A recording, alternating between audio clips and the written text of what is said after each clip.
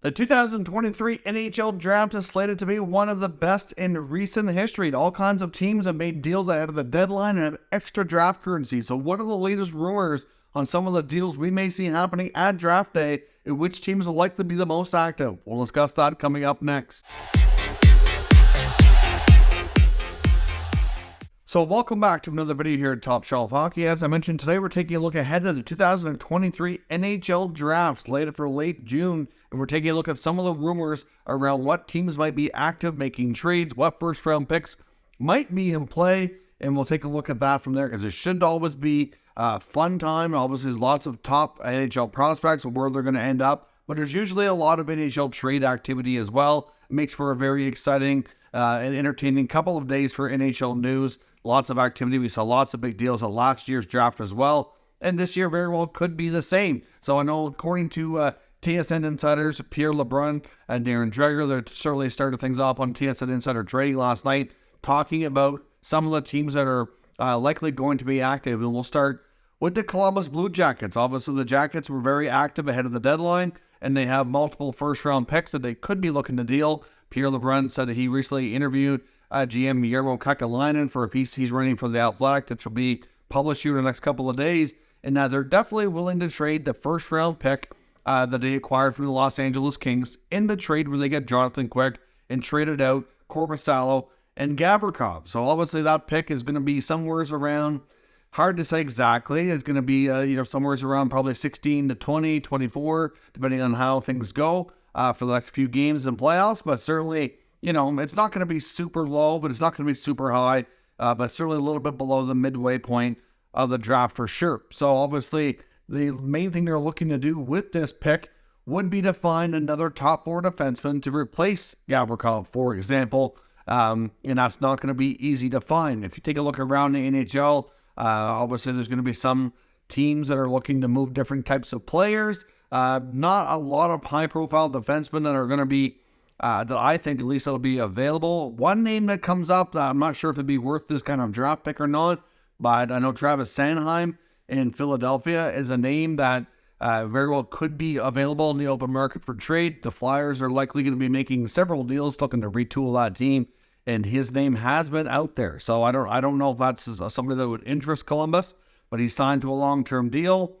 If they like what they see, that might be a player. Another name that I think might be interesting to watch, and there's really been no rumors around this player as of yet, but there likely will be because of cap implications, would be Samuel Girard in Colorado. I know there's obviously lots of speculation last offseason that he could be a cap victim. I think the Avalanche certainly really like what he brings. They value him, but he's still young. He still has a lot of term. And the Avalanche, of course, we'll see what they accomplish here in the playoffs, if they can defend their cup championship or have another deep run. But again, they're going to have some interesting salary cap decisions to make, and he might be a player that becomes available. No guarantees, though, but those might be the types of players that the Jackets are looking for. It would be willing to include a first-round pick for, but certainly expect Jarmo Kekalainen to be very active. Their pick will be very, very high, maybe even number one. They'll certainly be in the top five for sure.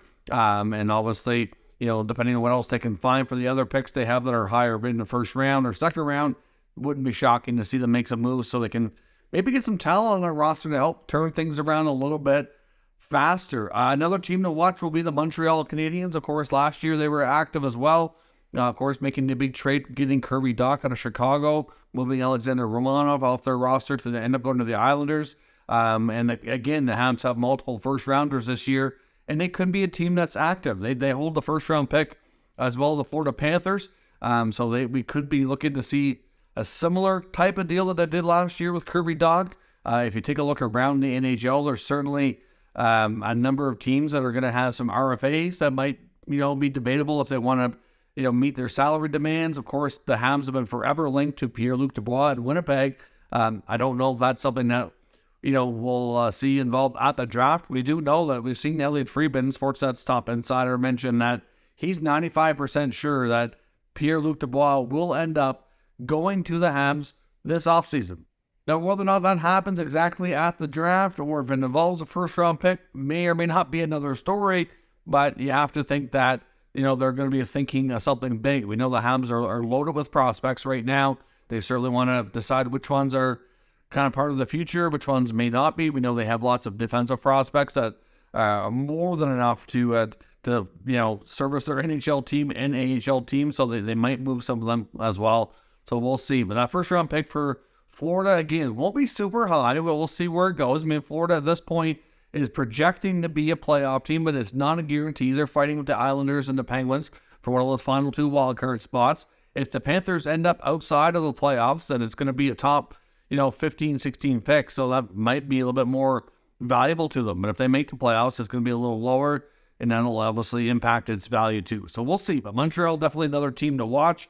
St. Louis, of course, is another team that was brought up by the NHL insiders, which makes a lot of sense. They do have 3 first-rounders, including their own, which will be a little higher, considering they're not going to be in the playoffs this year. They also acquired first-round picks in the Ryan O'Reilly and Vladimir Tarasenko trades. So obviously they have the Leafs first-rounder, and then they have now the one for Tarasenko, and it came from the Rangers. Determined by the positioning, it's either going to be the Rangers pick or the Dallas Stars pick. Either way, both are projected to be locked in at this point. I guess there'll be playoff teams. It's hard to say which one will be higher or lower, but they're getting one of those picks as well. So they're both going to be, likely in the bottom half for sure. How low, it's hard to say, but they could be, in that 25 to 32 range. So they may not be quite as valuable as some of the other picks we just discussed, but at the same time, the Blues are looking for a quick retool here. I don't think the Blues are looking to go into a rebuild mode. I think they obviously sold off some veteran players, got some good returns. They made some other deals to get some players that kind of needed a fresh start, and so far things are working out. Like Jacob Verana in Detroit, that was a great pickup.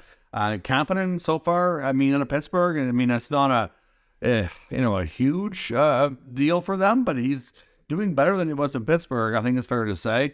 Look at the Penguins. They moved out Kapanen, brought in Granlund, and Kapanen's playing better than Granlund, so that deal's not, the Penguins, the deadline deals are not looking the best right now. So St. Louis actually got a few players that teams wanted to really move, and they're, thriving, so which is good to see. So obviously they're also expected to maybe move one of their defensemen, whether it be Parayko or Krug, or maybe a Leddy. I'm not sure if Leddy's deal will be tradable right now. Hard to say. Depends on how all the other teams feel about these guys. But certainly the Blues looking to move a defenseman to shake things up back there, use these multiple first-rounders to go after somebody who could be helpful, in the near future. I don't know exactly what they'll do, but I know, there's going to be teams out there with some veteran players that will be available. I think of like Mark Scheifele in Winnipeg, which is a possibility, or his teammate Blake Wheeler, like players like that don't have a lot of term left. So a lower first-round pick might be more, a more likely asking price. But for Scheifele, it's going to be more than just that. But at the same time, it's something that would be a building block to putting a package together. We'll see.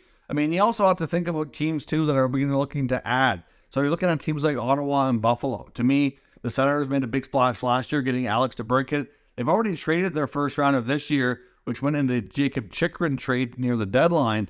So I don't know if they'd want to be bold enough to move next year's first rounder, or if they want to maybe package up maybe like a second rounder and some other prospects. I don't know, but I know they want to address goaltending. Will likely be the next big thing on their agenda here to address for next season.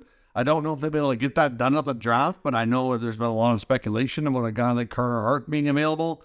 It's certainly going to take more than a mid-round pick and prospects to get him in Philadelphia, though. So they may not have a choice but to include next year's first-round pick and then add on to that to have a chance to land him.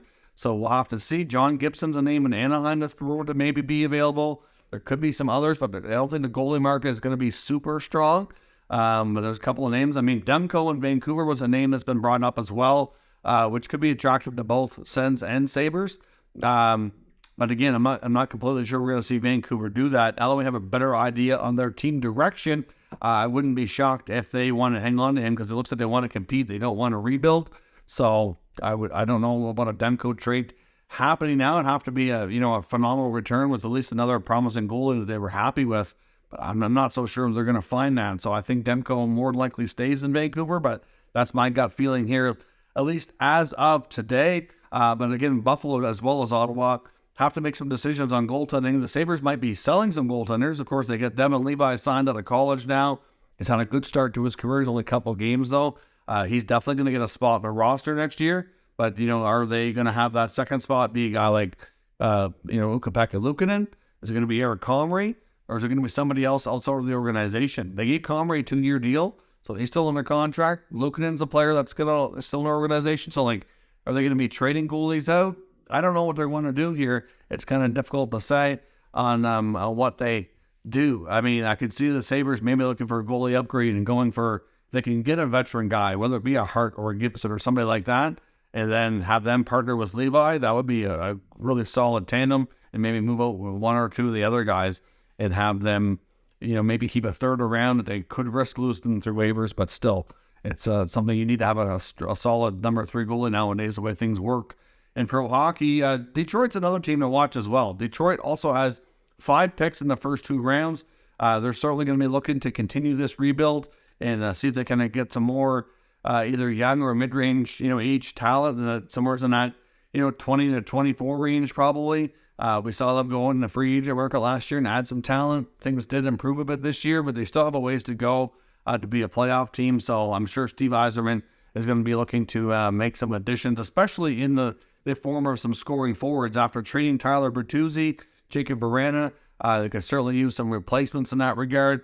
So it wouldn't be surprising at all if they use some of these picks and trying to go after a top 6 forward. Again, kind of like we saw with the Alex DeBrincat trade last year. Maybe not the exact trade, but something along those lines. I don't know if there's anybody quite that caliber that's going to be available this year, but I'm sure they'll be out looking for it and see what they can do to bring things in to kind of make things better for next year. I'm sure as we get closer to the 2023 NHL draft, there's going to be a lot more rumors about, whether it be jockeying for position or other players that could be available for trade at this draft as well. So certainly stay tuned. Things are just starting to heat up in this area, and there'll be a lot more news on it as we get closer to June once the draft is ready to go. So let me know your thoughts on these draft trade rumors, and we'll discuss in the comments. If there's anything else you think might happen in the draft as well, leave that in the comments so we can discuss as a community as well. Thank you very much for watching, and I'll catch you next time.